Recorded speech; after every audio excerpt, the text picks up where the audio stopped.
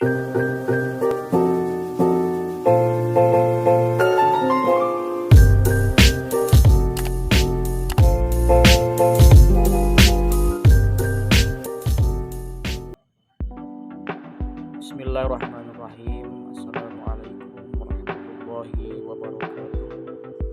Perkenalkan, nama saya Bayu Septa Maulana dengan nomor NIM 2120200025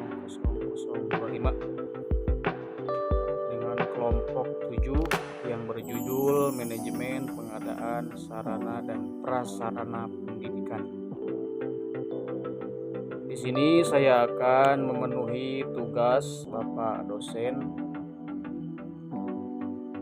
dengan membuat video untuk menerangkan tentang judul manajemen pengadaan sarana dan prasarana pendidikan. Langsung saja poin pertama,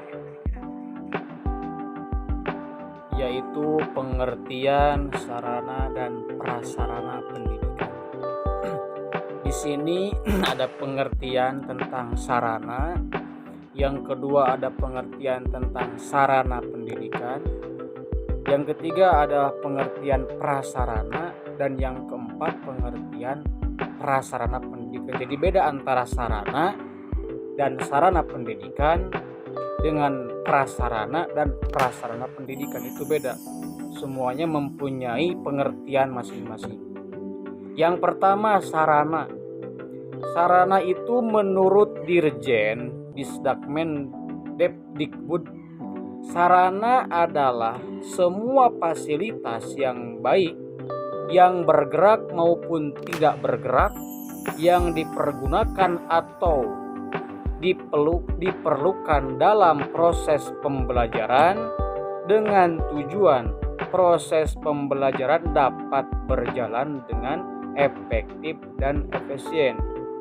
Jadi menurut Dirjen ini, jadi semua fasilitas yang mau bergerak atau tidak bergerak, yang penting di sini digunakan dan diperlukan untuk menunjang suatu proses pembelajaran dalam pendidikan dengan tujuan dapat supaya belajar itu supaya berjalan dengan efektif dan efisien. Itu yang dinamakan sarana.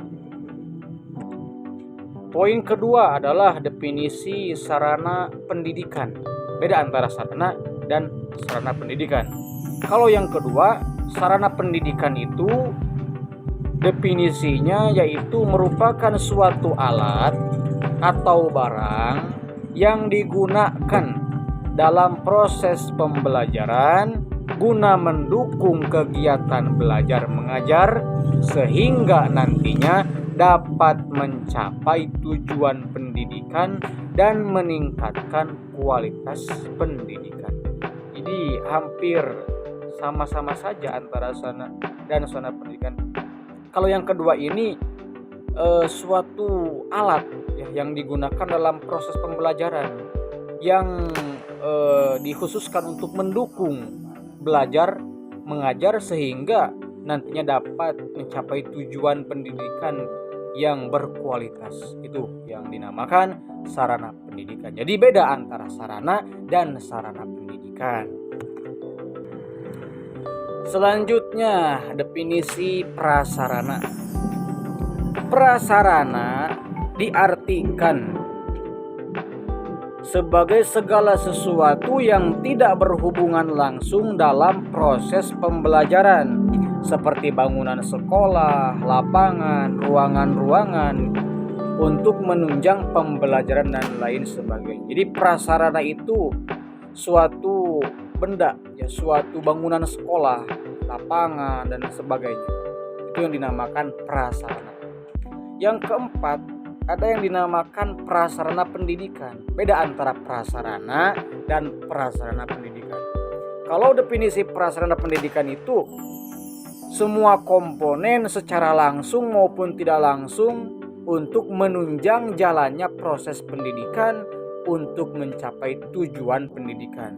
Jadi sarana prasarana pendidikan itu lebih spesifik ya untuk semua komponen yang secara langsung maupun tidak langsung untuk menunjang jalannya proses pendidikan untuk mencapai tujuan dalam pendidikan, itu yang dinamakan prasarana pendidikan. Poin yang kedua adalah tujuan pengadaan sarana pendidikan. Apa sih tujuannya? Tujuan diadakan sarana prasarana pendidikan sebagai buat apa?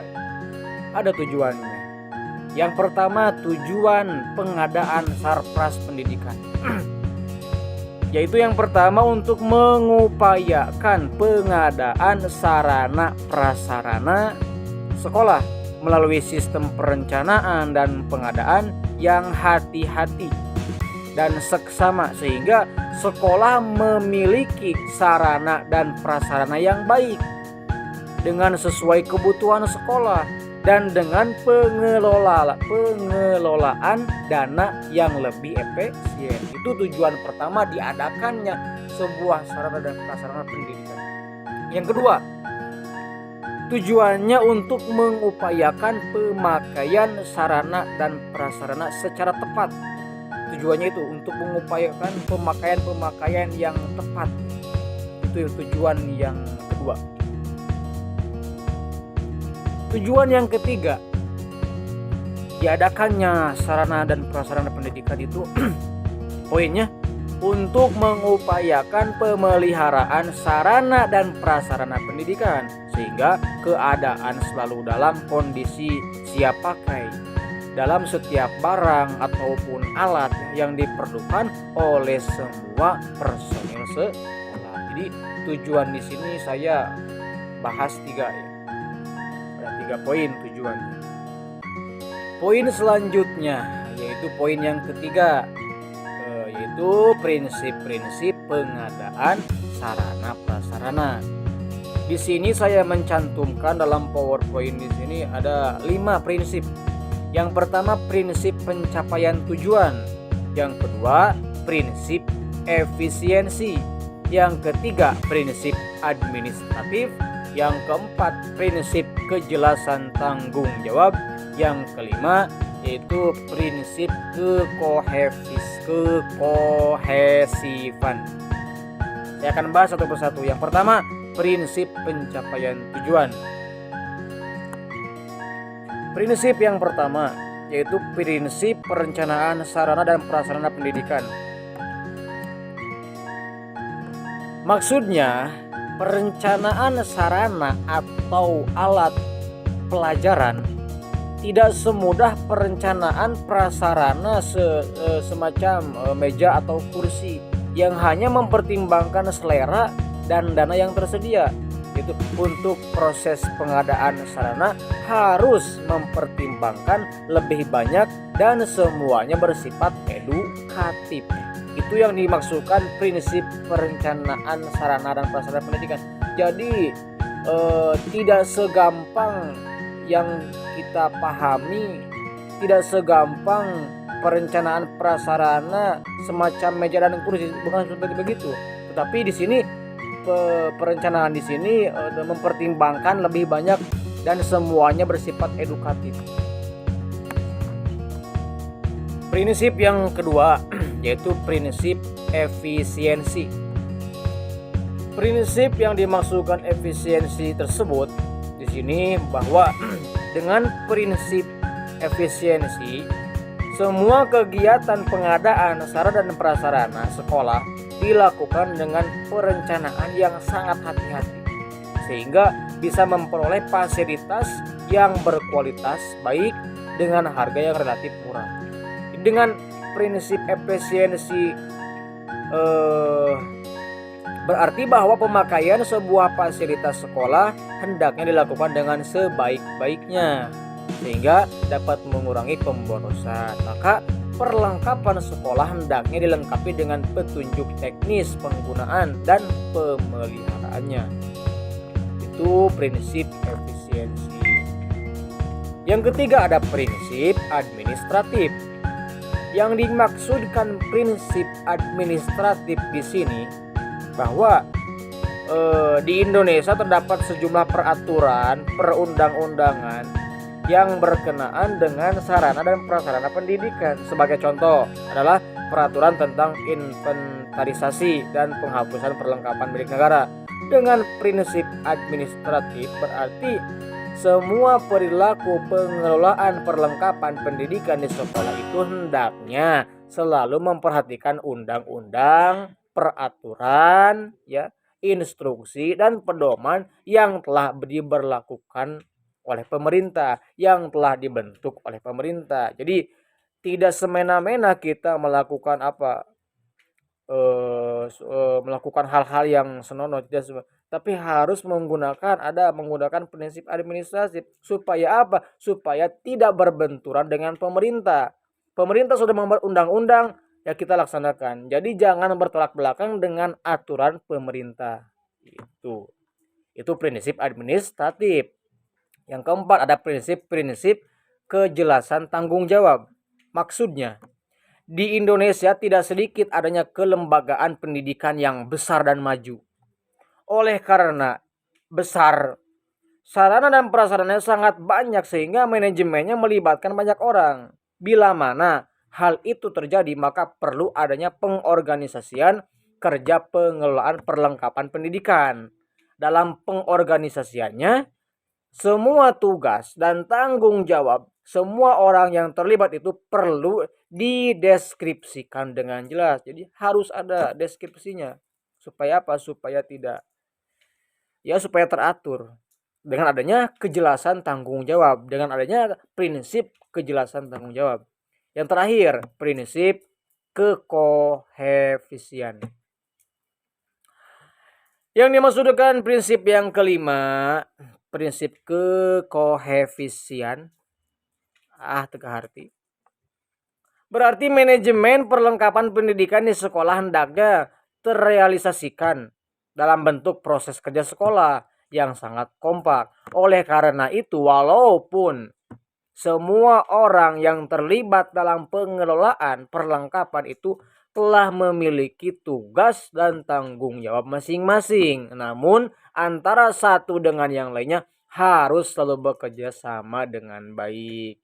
Harus ada keadilan, harus adil antara satu sama yang lainnya. Itu prinsip ada 5. Poin berikutnya tentang proses-proses manajemen pengadaan sarana dan prasarana pendidikan.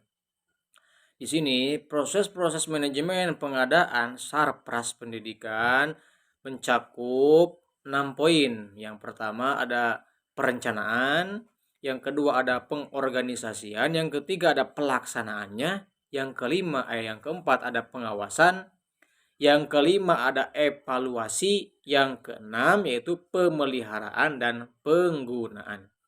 Yang pertama, perencanaan. Perencanaan di sini memiliki 2 poin. Yang pertama, identifikasi kebutuhan, maksudnya tentukan jenis sarana prasarana yang dibutuhkan seperti gedung sekolah, laboratorium, perpustakaan, dan fasilitas-fasilitas yang lainnya. Yang kedua, ada anggaran. Tentukan anggaran yang tersedia untuk pengadaan sarana prasarana dan alokasikan dana sesuai kebutuhan. Jadi, perencanaan di sini harus ada kebutuhannya untuk apa, lalu siapkan, lalu tuliskan. Yang kedua ada anggaran. Kalau ada kebutuhan pasti harus ada anggaran.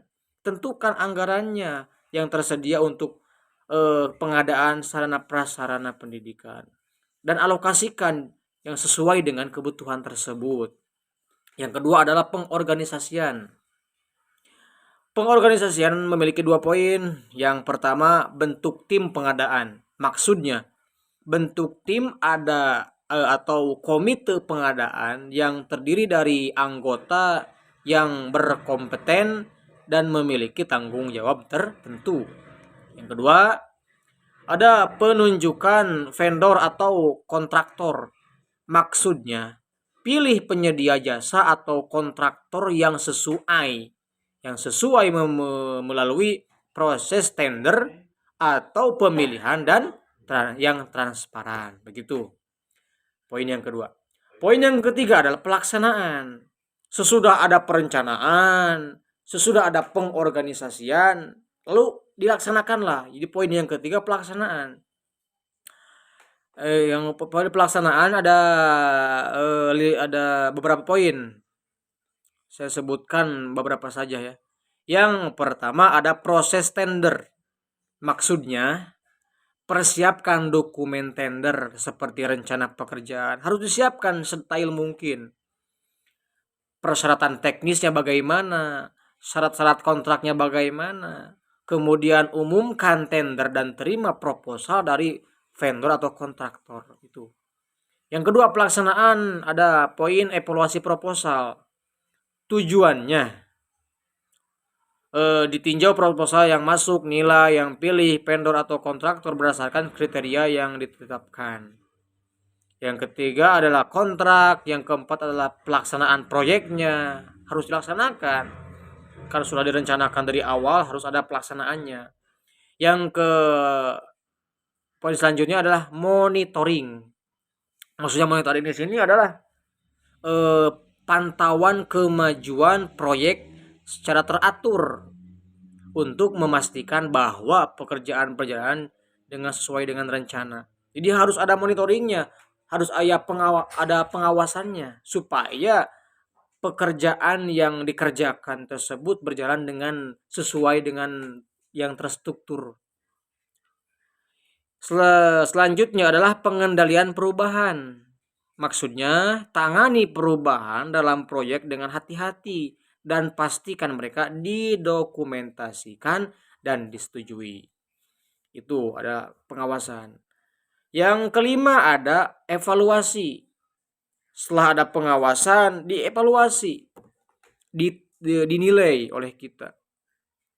Dalam evaluasi memiliki 3 poin. Yang pertama, penyelesaian proyek. Maksudnya setelah proyek selesai, lakukan pemeriksaan akhir untuk memastikan bahwa semua pekerjaan telah dilaksanakan sesuai dengan kontrak. Yang kedua, evaluasi kualitas. Evaluasi kualitas sarana prasarana yang baru dibangun atau diperbarui untuk memastikan bahwa mereka memenuhi standar yang ditetapkan. Selanjutnya adalah evaluasi biaya. Maksudnya gini, bandingkan biaya akhir proyek dengan anggaran awal dan identifikasikan penyimpangannya. Harus ada evaluasi tentang anggaran supaya tidak ada yang korupsi. Poin yang terakhir, poin yang keenam tentang proses-proses Satpras itu pemeliharaan dan penggunaan. Di sini ada 2 poin. Setelah sarana prasarana dibangun, pastikan pemeliharaan rutin dilakukan untuk memastikan kelangsungan dan keamanannya. Yang kedua, pastikan bahwa sarana prasarana digunakan sebagaimana mestinya untuk pendidikan dan pengembangan siswa. Itu harus ada pemeliharaan, gitu. Harus ada perawatan sesudah kita bangun, kita rencanakan, organisasikan, dievaluasi. Nah, sesudah itu harus kita ada pemeliharaan pembangunan supaya bangunan tersebut terawat. Itu adalah proses-proses manajemen pengadaan sarana dan prasarana pendidikan.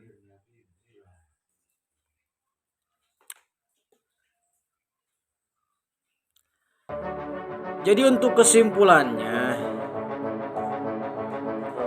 dari pemaparan yang begitu bagus, dari pemaparan yang saya sampaikan tadi, simpulnya begini, bahwa dalam pandangan sarana dan prasarana, dalam pandangan sarana dan prasarana dalam dunia pendidikan itu sangat penting karena merupakan penunjang. Karena sarana dan prasarana pendidikan itu sebagai penunjang dalam keberhasilan pendidikan. Tidak mungkin suatu pendidikan dapat berhasil kalau tidak ditunjang dengan sarana dan prasarana. Makanya di sini saya mengemban tugas Bapak dosen membahas tentang pengadaan sarana dan prasarana. Itu simpulnya untuk menunjang suatu pendidikan supaya pendidikan tersebut menjadi berkualitas, menjadi pendidikan yang efektif dan efisien. Sekian dari saya. Mohon maaf apabila kata-kata yang tidak sesuai, kata-kata yang tidak baku. Sekian dari saya, Bayu Septa Maulana, billahi fi sabilillah. Wassalamualaikum warahmatullahi wabarakatuh.